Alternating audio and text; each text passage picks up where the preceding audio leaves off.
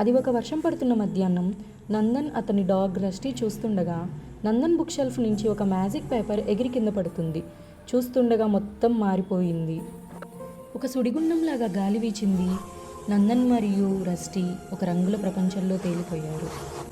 వాళ్ళు కళ్ళు తెరిచి చూచేసరికి ఒక మాయా అడవిలో ఉన్నారు. అక్కడ చెట్లు కూడా హలో అని పలికాయి.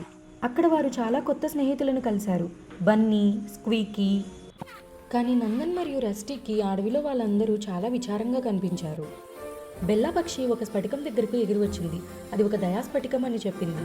అది మనుషుల మనసు మంచిగా దయగా ఉన్నప్పుడు మాత్రమే మెరుస్తుంది అని చెప్పింది. నందన్ ఒక చిరునవ్వు చిందించాడు. వాళ్ళు ఒక వంతెన దాటుతుండగా నందన్కు ఒక ముళ్ళపంది కష్టంలో ఉన్నట్లు కనిపించింది. భయపడకు, మేము నీకు సాయం చేస్తాం అని ప్రేమగా అన్నాడు నందన్. రస్టీ నెమ్మదిగా తోసి ఆ ముళ్ళపందిని సురక్షితంగా చేర్చాడు. అప్పుడు ఆ వజ్రం మెరవటం మొదలైంది. తర్వాత వాళ్ళు వాడిపోయిన ఒక పూల తోటకు వెళ్లారు. బన్నీ మాయా నీళ్లను నందన్కు అందించింది. నందన్ మరియు రస్టీ కలిసి ప్రేమగా నీళ్లు పోశారు. వెంటనే అక్కడ పూలన్నీ ఆనందంతో వికసించాయి. అకస్మాత్తుగా ఒక నక్క స్ఫటికాన్ని పట్టుకుంది.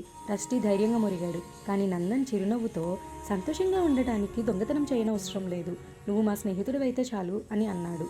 అలా నక్క మనసు మారింది. స్ఫటికం మరింత వెలిగింది. అంతలో ఒక బంగారు వెలుగులో అడవిలోని చెట్లు మెరుస్తూ, పువ్వులు నర్తిస్తూ, ధన్యవాదాలు స్నేహితులారా అని అక్కడి జంతువులందరూ పలికారు. అంతలో ఆ పటం ఎగిరి మళ్ళీ వచ్చింది. ఒక్క క్షణంలో నందన్ కళ్ళు తెరిచాడు. తాను తన గదిలో ఉన్నాడు.